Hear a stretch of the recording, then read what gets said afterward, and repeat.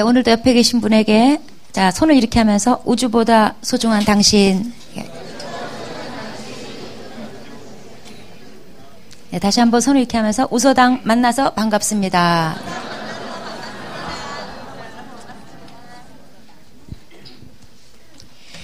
오늘 하나님 말씀 출애굽기 12장 29절부터 42절까지 말씀인데 오늘 갑자기 사정이 생겨서 성우가 바뀌었습니다. 이런 참에 한 번씩 출세들 하기도 하는데 나선채 성우께서 읽어주도록 하겠습니다.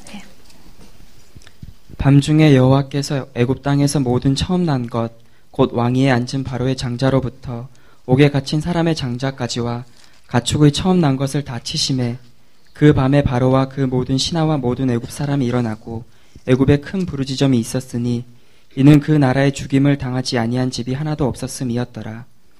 밤에 바로가 모세와 아론을 불러서 이르되 너희와 이스라엘 자손은 일어나 내 백성 가운데서 떠나 너희의 말대로 가서 여호와를 섬기며 너희가 말한 대로 너희 양과 너희 소도 몰아가고 나를 위하여 축복하라 하며 애굽 사람들은 말하기를 우리가 다 죽은 자가 되도다 하고 그 백성을 재촉하여 그 땅에서 속히 내보내려 하므로 그 백성이 발교되지 못한 반죽 담은 그릇을 옷에 싸서 어깨에 매니라.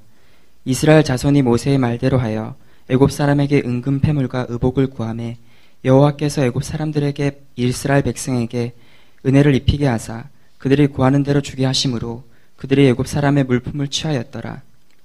이스라엘 자손이 라암셋을 떠나서 숫곳에 이르니 유아 외에 보행하는 장정이 60만 가량이요 수많은 잡족과 양과 소와 심이 많은 가축이 그들과 함께하였으며 그들이 애굽으로부터 가지고 나온 발교되지 못한 반죽으로 무교봉을 구웠으니 이는 그들이 애굽에서 쫓겨남으로 지체할 수 없었음이며 아무 양식도 준비하지 못하였음이었더라. 이스라엘 자손이 애굽에 거주한 지 430년이라 430년이 끝나는 그날에 여호와의 군대가 다 애굽 땅에서 나왔은즉 이 밤은 그들을 애굽 땅에서 인도하여 내심으로 말미암아 여호와 앞에 지킬 것이니 이는 여호와의 밤이라. 이스라엘 자손이 다 대대로 지킬 것이니라. 네, 부산 출신이라 부르짖음이라고 읽었어요. 앞으로 장래가 어둡습니다. 네. 자, 해보세요. 부르짖음. 네, 지점이 아니고 부르짖음. 네.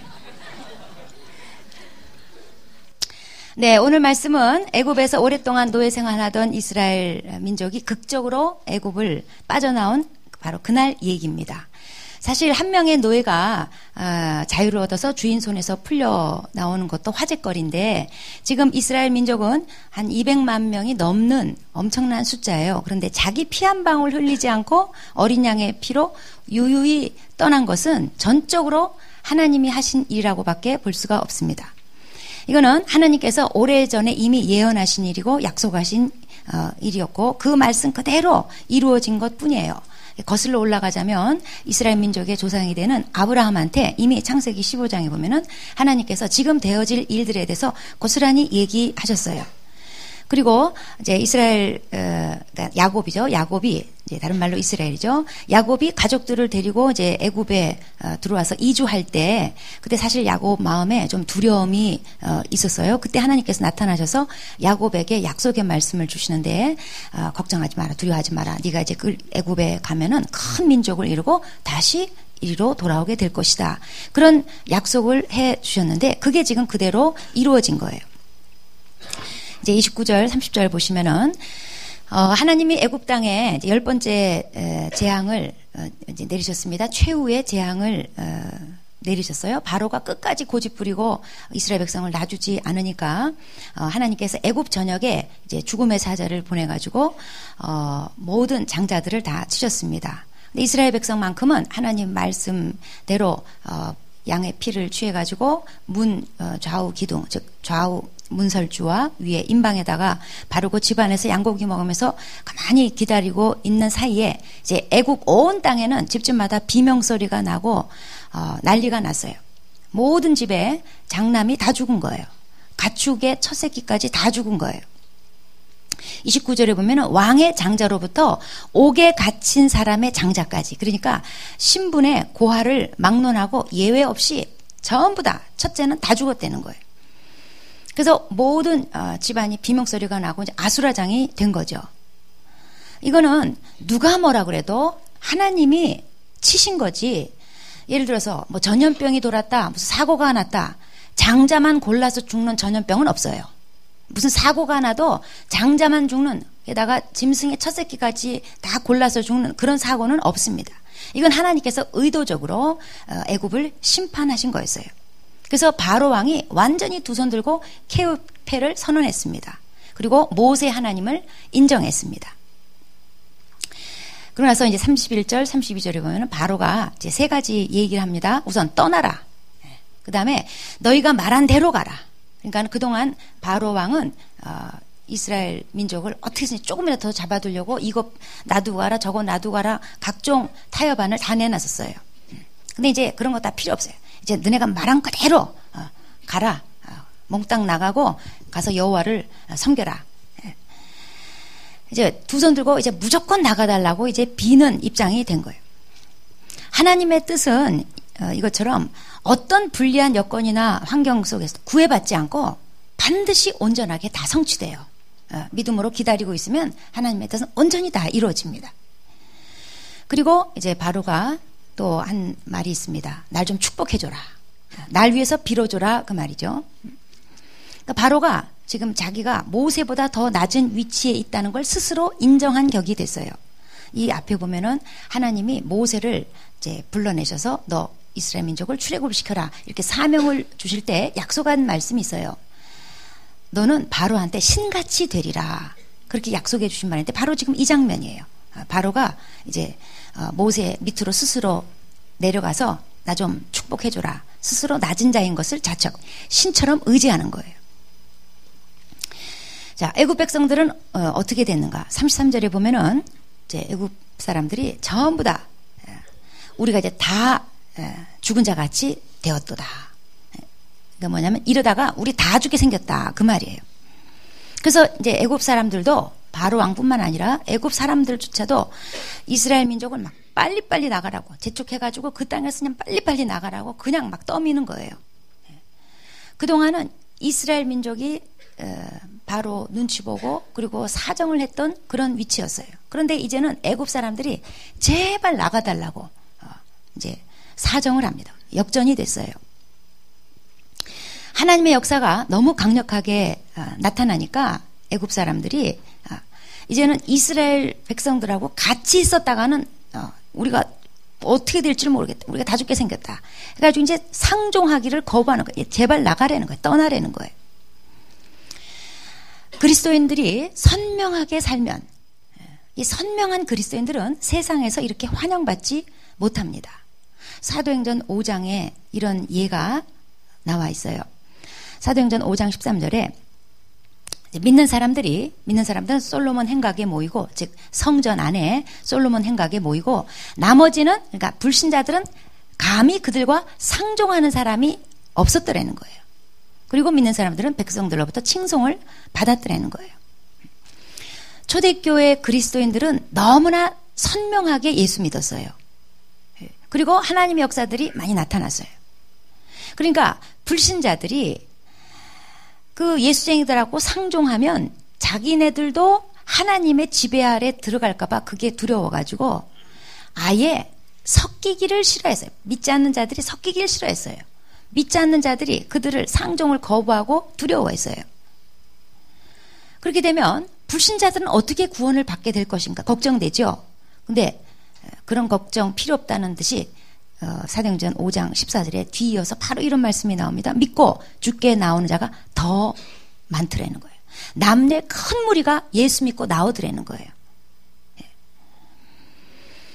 우리가 선명한 그리스도인으로 사느라고 불신자들하고 섞이지 않는다고 해서 영혼 구원을 막는 것은 아닙니다. 선명한 그리스도인으로 살아가는 것은 세상으로부터 고립을 말하는 게 아니고 세상으로부터 성별을 말하는 거예요. 기독교 역사적으로 볼 때 그리스도인들이 선명성을 가지고 있을 때 복음화율이 높아져요. 그러다가 그 선명성이 떨어지면은 복음화율이 역시 떨어졌습니다. 그게 역사적으로 증명됐어요. 우리나라도 마찬가지예요. 그래서 가정이나 직장에서 팀이하게 굴면 그게 그 사람들을 편안하게 예수께로 이끌 것 같지만 그렇지 않다는 거예요. 선명한 그리스도인으로 살아갈 때 하나님이 그들 가운데 역사를 하신다는 거예요. 물론 믿음 외의 것은 칭찬받게 해야 돼요. 믿음 외의 것 맨 욕먹게 살아놓고 뭐 전도가 안 된다며 그거는 자기 탓이에요. 믿음 외의 것은 칭찬받게 살고 그러나 믿음, 복음에 관한 것은 선명하게 살아야지 되는 거예요. 그럴 때 하나님께서 가정이나 직장이나 이 사회에서 구원할 자들 구원하신다는 거예요. 예. 네, 35절, 36절에 특이한 내용이 있습니다. 그거는 이제 이스라엘 백성이 모세가 시킨 대로 애굽 사람들한테 가서 은금, 패물, 옷가지들을 구했다는 거예요. 여기서 구했다는 것은 구걸했다는 뜻이 아니고 요구했다는, 당당하게 요구했다는 뜻입니다. 이거는 이미 하나님께서 예언하신 바였어요. 아브라함한테 창세기 15장 14절에 하나님이 이렇게 말씀하셨어요. 내 자손이 거기서 큰 재물을 이끌고 나오리라. 너의 후손들이 이방의 객이 돼서 400년 동안 그들을 섬길 건데 나중에 가서는 큰 민족을 이루고 그리고 큰 재물을 이끌고 나오게 될 것이다. 이미 아브라함한테 예언하셨어요. 그리고 하나님이 모세를 부르실 때도 또 같은 말씀하셨습니다. 이 앞에 출애굽기 3장 21절에 보면은 너희 남녀가 나갈 때 빈손으로 나가지 않으리라. 그러니까 뭔가 채워져서 나가게 된다는 그런 약속의 말씀이었어요. 그래서 이스라엘 백성이 애굽 사람들한테 가서 요구했습니다. 자, 은과 금을 내놔라. 폐물 내놔라. 옷 좀 주시오. 그런데 더 놀라운 것은 애굽 사람들이 순순히 다 내줬다는 거예요. 여기에 대해서 36절에 보면은 여호와께서 애굽 사람들에게 역사하셨다는 거예요. 이스라엘 백성들이 은혜를 입도록 역사하셨다는 거예요. 이스라엘 사람들이 이렇게 나갈 때 은금 패물을 그리고 옷가지를 받아서 나간 것은 이스라엘 백성이 그동안 착취를 당한 삶을 살았잖아요. 이것은 이스라엘의 당연한 보상이었어요. 그리고 이때 얻은 은금 패물들이 나중에 보면은 성막을 지을 때 재료로 쓰임 받아요. 광야에서 이제 조금 있다가 보면은 이스라엘 백성이 시내산 가서 하나님께 율법 받고 성막을 짓기 시작해요. 그때 뭐가 있어요? 노예들한테 뭐가 있겠어요? 근데 이때 받아 나온 은금 패물이 또 그것을 자원해서 헌물로 드림으로 인해서 성막 재료로 쓰여졌습니다. 이걸 볼 때 현재 내가 가진 것은 하나님의 은혜로 얻게 된 것이라는 거예요. 또 하나님께 드리기 위해서 가지고 있는 것이라는 거예요. 네, 37절. 이제 출애굽 당시에 이스라엘 민족의 대략적인 인구가 나옵니다. 여기 보면은 보행하는 장정이 60만이 됐다고 기록하고 있어요. 이거는 좀 더 자세히 말해서 나중에 이제 시내산에 도착해가지고 그때 이제 자세히 이제 숫자를 세어봤습니다. 그때 20세 이상 군에 갈 수 있는, 전쟁에 참가할 수 있는, 싸울 수 있는 남자 장정이 60만 3,550명으로 집계돼요. 그래서 그거를 대략적으로 여기서 이제 60만이라고 기록을 한 거예요. 그러면 전체 인구를 따져봤을 때 20세 이상 전쟁에 나갈 수 있는 장정이 60만이라고 봤을 때, 자, 이들에게 배우자 그리고 자녀를 둘 잡았을 때 120만, 240만 이렇게 되는 거예요. 그러니까 이 당시 출애굽할 때 이스라엘의 인구가 아무리 못 잡아도 200만, 넉넉하게 잡으면 한 250만 그렇게 보는 겁니다. 이거는 처음에 애굽으로 이주할 때 이스라엘 가족 수가 70명이었던 것에 비하면 엄청난 발전이에요. 생육하고 번성하도록 하나님께서 복을 주셨어요. 하나님이 이미 그들에게 큰 민족을 이루겠다고 약속을 하셨고 그것을 이루신 거예요. 그리고 38절에 보면은 수많은 잡족들이 따라 나왔다고 그랬어요. 이거는 순수한 히브리 혈통이 아니고 이제 다른 민족인데 히브리인으로 유대교로 개종을 했거나 아니면 애굽이 지금 정신없는 틈을 타서 같이 나온 다른 민족 노예들 또는 애굽의 그 이제 불만 계층, 이제 가난한 불만 계층들이 이 혼란기를 틈타가지고 그냥 따라 나온 거죠. 아마 나중에 이제 모세가 구스 여인하고 결혼을 하는데 그때 그 구스 여인이 아마 이때 따라 나온 잡족인 것 같아요. 잡족과 결혼했습니다. 네.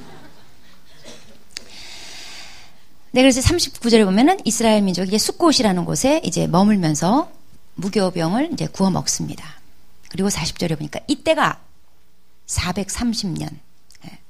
입 애굽에서 출 애굽할 때까지 430년이 경과됐다는 거예요. 41절에 보니까 430년이 끝나는 그날에 애굽 땅에서 나왔다는 거예요. 430년이 끝나는 그날. 날짜까지 정하시는 하나님. 하나님이 이 땅 위에 하나님의 나라를 이루시려고 하나님의 치밀한 계획을 430년 동안 진행해 오셨다는 거예요.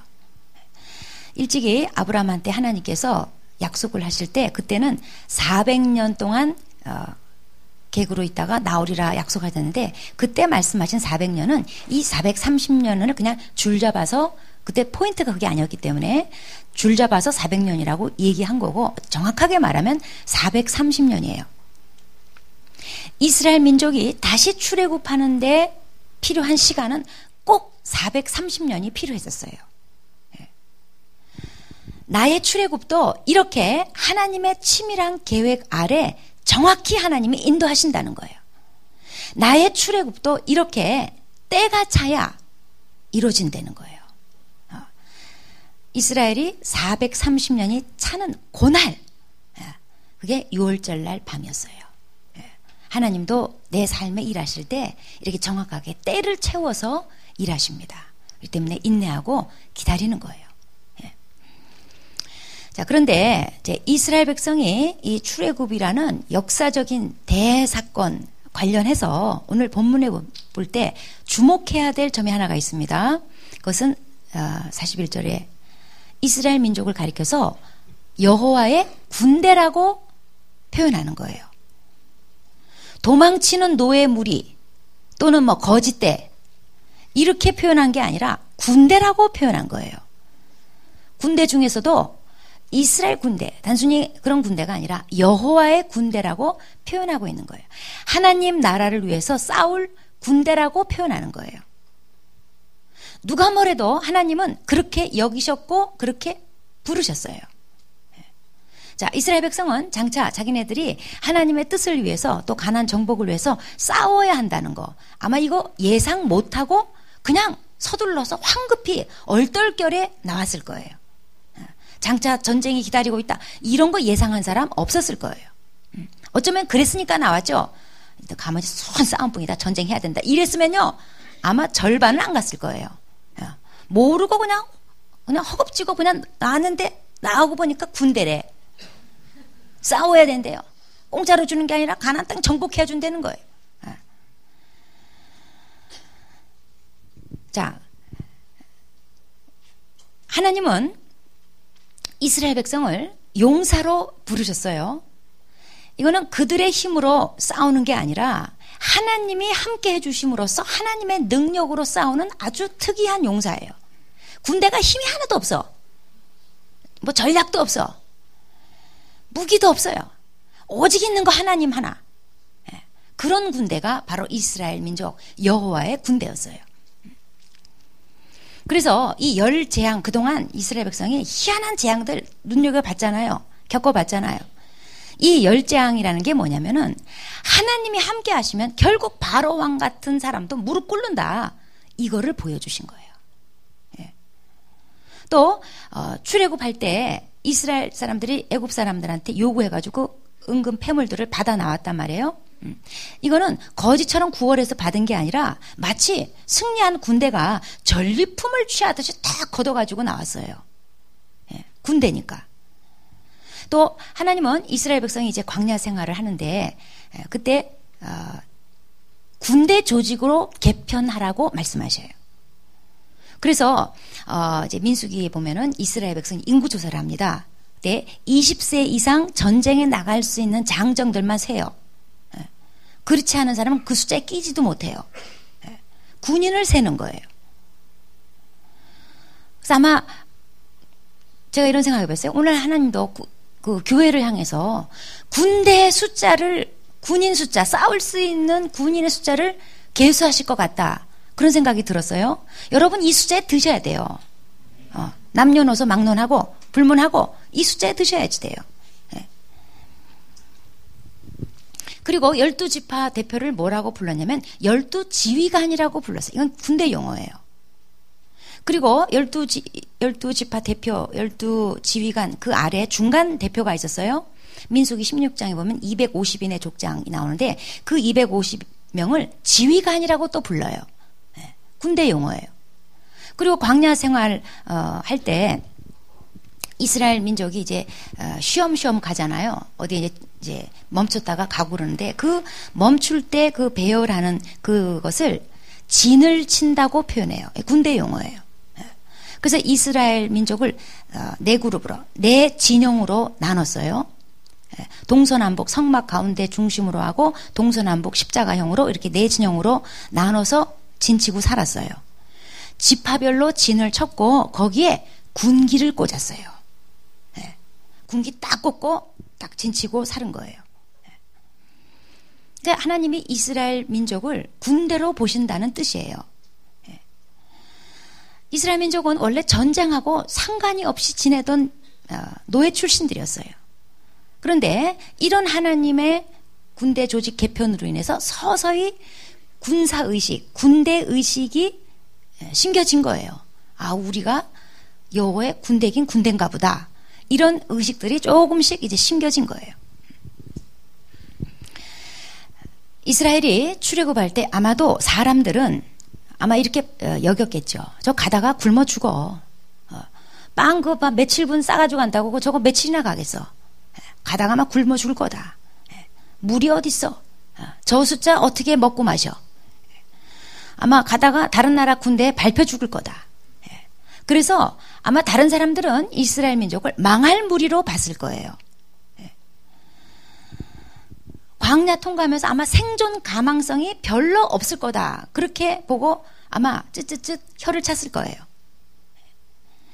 그런데 하나님은 이스라엘 민족을 향해서 앞으로 그들이 거룩한 전쟁을 치르는 군대로 보시고 그들을 군대로 준비시켜 가셨어요. 오늘 하나님의 백성들도 마찬가지입니다. 그리스도인들을 향해서 세상이 보는 시각과 하나님이 보시는 시각은 이렇게 차이점이 나요. 세상은 교회 집단을 볼 때 약하고 무능한 노예 집단으로 봐요. 자기 주관도 줏대도 없는 그저 하나님께 빌어먹고 사는 거짓대로 봐요. 어쩌면 그리스도인들조차도 이런 시각 때문에 눌려가지고 스스로를 초라하게 찌질하게 메뚜기처럼 여기는 그런 그리스도인들도 상당히 많을 거예요. 만약에 그런 생각을 가지고 있다면 오늘 이 말씀을 통해서 시각을 바꿔야지 돼요. 하나님의 시각으로 바꿔야지 돼요. 그리스도인이라는 것은 천국 가기 위해서 줄 서 있는 쪼다들이 아니에요. 예배 때 와서 손뼉 치면서 찬양하는 하나님 박수부대가 아니에요. 왜냐하면 하나님이 그렇게 보시질 않으세요. 혹시 과거에는 쪼다였다 할지라도 예수 믿는 순간부터 예수 믿는 사람은 여호와의 군대에 편입된 거예요. 들어간 거예요. 우린 전부 다 군부대 군인들이에요. 현역 군인들, 현역 군인들. 예수 믿으면 죽는 날까지 현역 군인.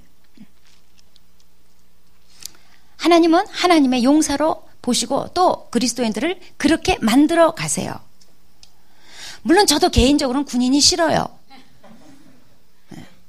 여자가 무슨 군인이에요. 저랑 취향이 안 맞아요. 그런데 성경을 보면 확실한 것은 저는 군인으로 부르심 받았다는 거예요. 주님이 그렇게 보신다는 거예요. 주님이 그렇게 불렀다는데 내가 뭐 저항을 해요. 군인이라는데. 예수 믿으면 우리가 하나님의 자녀가 되고 예수님의 친구가 되고 그리스도의 신부가 되고, 그런가 하면 또 한 가지 중요한 신분이 있는데 디모데후서 2장 3절에 보면은 그리스도의 병사, 그리스도의 군사의 부르심이 있다는 거예요. 예수 믿으면 자녀라든가 친구처럼 이렇게 푸근한 부르심, 또 신부처럼 우아한 부르심, 그것만 있는 게 아니에요. 군사처럼 터프한 부르심도 있는 거예요. 왜 그럴까요? 천국은 침노하는 자의 것이라고 했어요. 예수님이 이렇게 말씀하셨어요. 침노라는 건 다름 아니게 싸우는 거예요. 마음의 천국이 왜 누려지지 않는가? 어떤 경우는 싸움 끝에 마음의 천국이 누려지는 거예요. 싸움을 포기하면 마음의 천국도 포기해야 되는 그런 경우가 있어요. 또 우리 주기도 맨날 고백하는 뜻이 하늘에서 이루어진 같이 땅에서도 이루어지이다. 그게 거저되는 줄 아세요? 저절로 시간만 지나면 뜻이 하늘에서 이루어진 같이 나를 향한 하나님의 계획과 뜻이 하늘에서 하나님이 품은 그 뜻이 땅에 가만히 있으면은 시간이 지나면 저절로 내 삶에 이루어질 것 같으세요? 아니에요. 치열한 싸움 끝에 임하곤 하는 거예요. 그 성경은 화목하라, 사랑하라, 인내하라 그런 것만 적혀 있는 책이 아니라 싸우라 이것도 적혀 있는 책이에요. 믿음의 선한 싸움을 싸우라는 거예요. 디모데전서 6장 12절 말씀.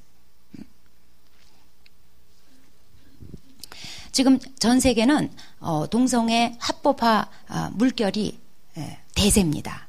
그래서 오바마도 크리스찬임에도 불구하고 표를 얻기 위해서 동성애를 지지한다고 공식적으로 발표했어요.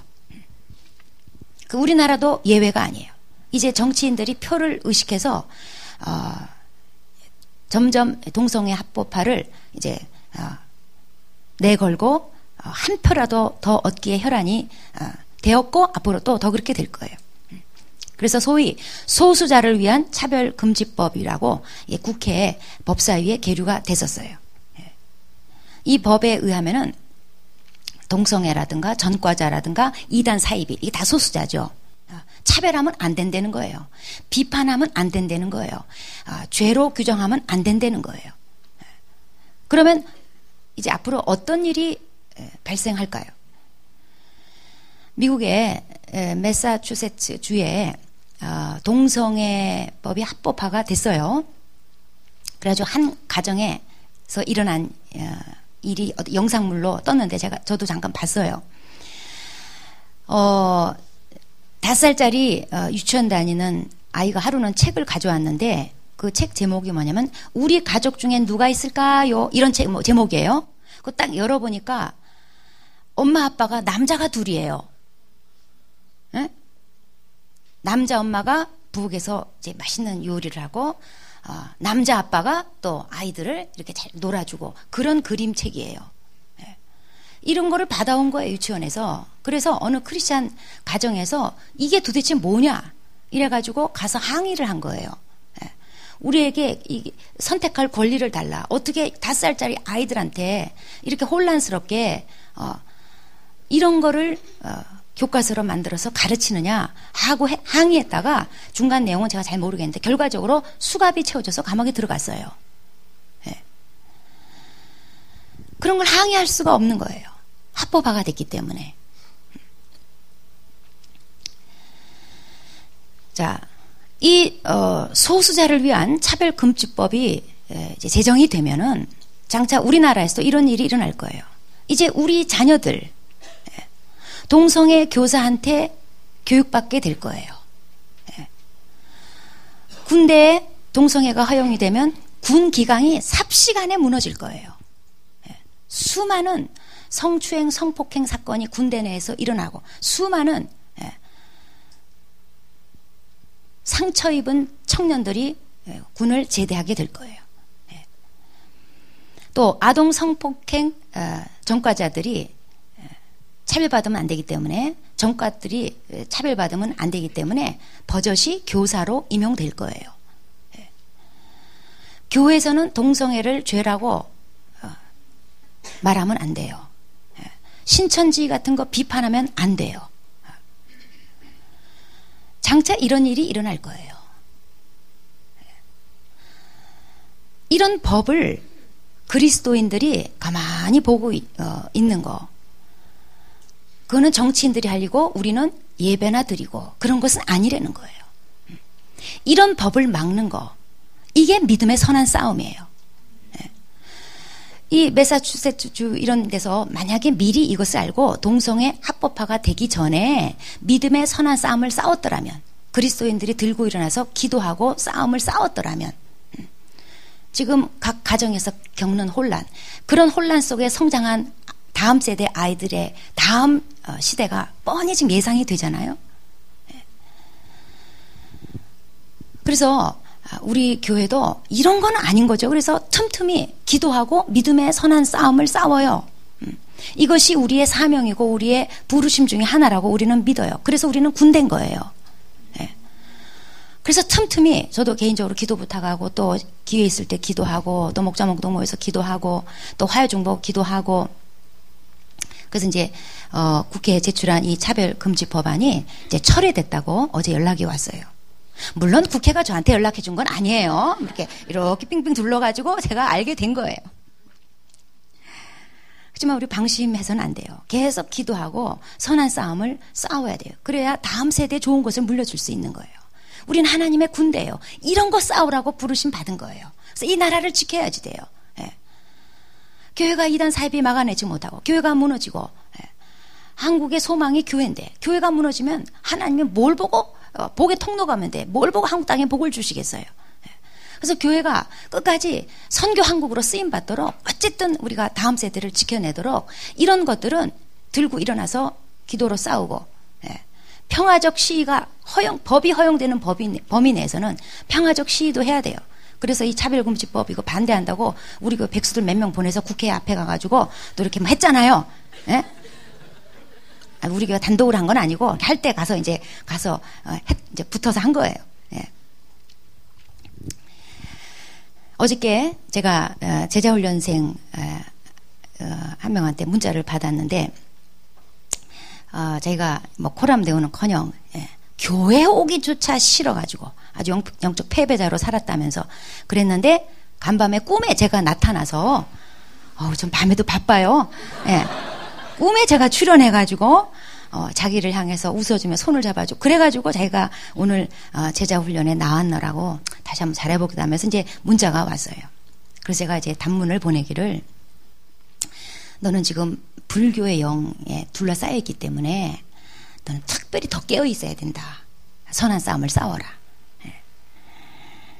그리고 혼자 싸울 수 없으니까 몸 안에 잘 붙어 있어라. 그리고 중보기도도 많이 받아라. 그런 단문을 보내줬어요.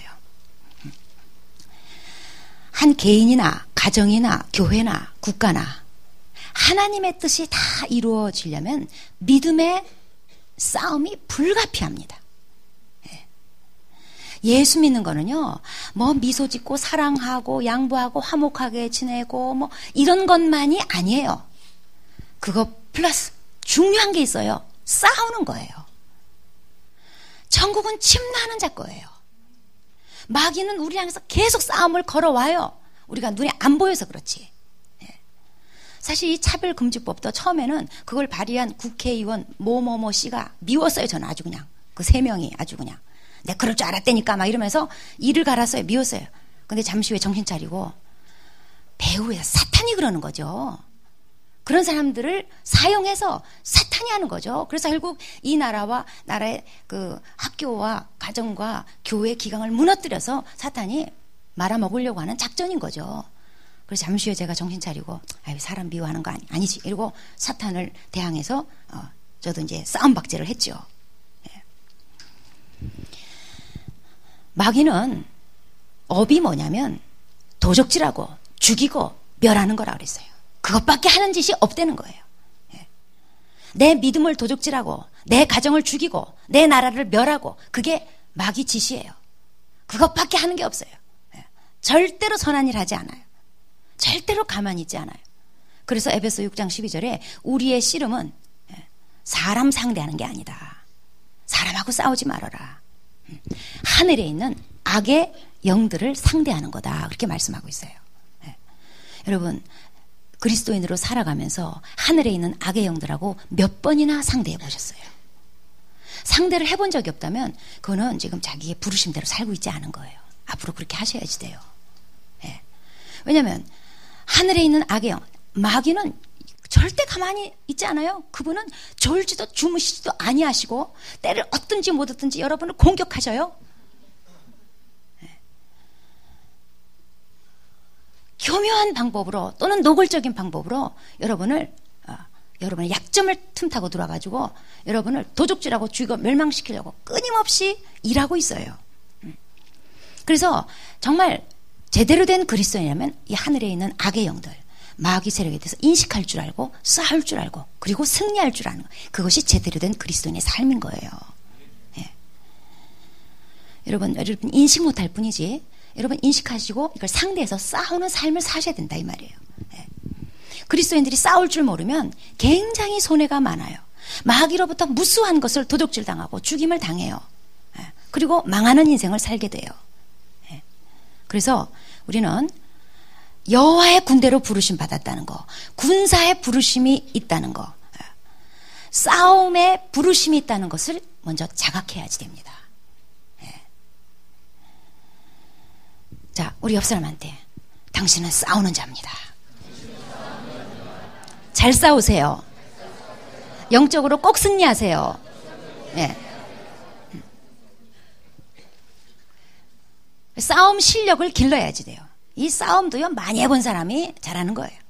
예. 영적으로도 많이 싸워본 사람이 잘해요. 예. 그래서 영적인 힘을 길러야지 돼요. 그래서 성경은 하나님의 전신갑주를, 갑옷을 탁 무장을 잘해라 그렇게 말씀하고 있어요. 진리 허리를 띠를 띠고 믿음의 방패를 들고 그냥 기도로 싸워라 이렇게 말씀하고 있어요. 싸움 실력을 길러야 돼요. 하늘에 있는 악의 영들을 자꾸 인식하고 상대해서 작은 싸움부터 자꾸 싸우다 보면은 싸우는 실력이 늘어요. 그래서 내가 한마디만 선포해도 마귀가 깨갱해요. 싸움 실력을 기르고, 그리고 이건 혼자 싸우는 게 아니에요. 군인은 혼자 싸우지 않습니다. 부대에 속해서 지시를 받고 함께 싸워요. 즉 공동체와 함께 싸우려고 하세요. 여러분 혼자 승리 못합니다. 공동체에 속하시고 공동체 함께 가는 공동체에 지체들이 있어야지 돼요. 그러면서 내가 내 삶의 현장에서 또는 내 가정에서 내 개인의 문제로 싸울 때 그 하나님의 군대가 풀려나와서 승리하는 거예요. 혼자 싸우는 사람은 죽겠다는 거예요. 지겠다는 거예요. 그래서 교회 안에 잘 붙어 있으시고 공동체 함께 할 지체들과 함께 가세요. 그럴 때 내가 걸어가야 될 광야길 같은 인생에 수많은 싸움, 수많은 침노에서 취해야 될 천국과 천국의 보화들을 다 누릴 수가 있어요. 나를 향한 하나님의 뜻이 다 이루어질 수가 있는 거예요. 예. 자, 우리는 싸우는 자입니다. 예. 군사로 부르심 받았습니다. 예. 싸움 실력을 기릅시다. 자, 주먹을 쥐고 싸우는 실력을 기르자. 용사가 되자. 하나님의 뜻을 다 이루자. 천국은 침노하는 자 거다. 네. 기도하시겠습니다.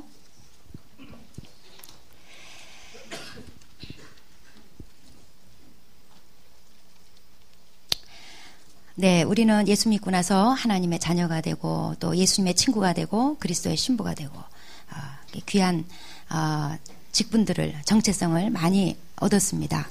근데 거기서 안 끝나고 오늘 말씀 보니까 구원받은 자는 하나님의 군대로 부르심 받았다는 거예요. 군사예요. 싸울 줄 알아야지 돼요. 사람하고 싸우는 게 아니라 하늘에 있는 악의 영, 마귀와의 싸움입니다. 천국은 침노하는 자 겁니다. 마귀는 어떻게든지 내 삶에, 내 마음에 천국이 임하지 못하도록 온갖 방법으로 방해하고 그리고 공격하고 있어요. 이걸 싸워서 내 것으로 만들어내야 됩니다. 여러분, 하나님이 여러분에게 주실 좋은 것들이 많이 있습니다. 하나님은 여러분이 천국을 누리면서 살기를 원하세요. 근데 어떨 때는 싸우지 않음으로 인해서, 싸움에 패배함으로 인해서 결국 누리지 못하고 찌질한 그리스도인으로 살다가 끝날, 그럴 수가 있습니다. 여러분, 내가 하나님의 군사 부르심이 있다는 걸 인정합시다. 군사라면 잘 싸워야지 돼요. 그래서 이 시간에 기도하기를, 하나님, 저 군사로 부르심 받은 거 오늘 다시 한번 확인합니다. 그런데 싸움을 잘 싸워야 되겠습니다. 제가 영적으로 더 잘 싸우는, 그리고 포기치 않고 끝까지 싸우는 군사로 살아갈 수 있도록 이 싸움의 실력을 계속 기르는 더 기도와 말씀의 사람이 되게 도와주십시오. 그래서 하나님이 주시고자 하는 하나님 나라에 속한 거 하나도 남김없이 전부 다 누리는 복된 삶이 되게 해 주십시오. 기도하겠습니다.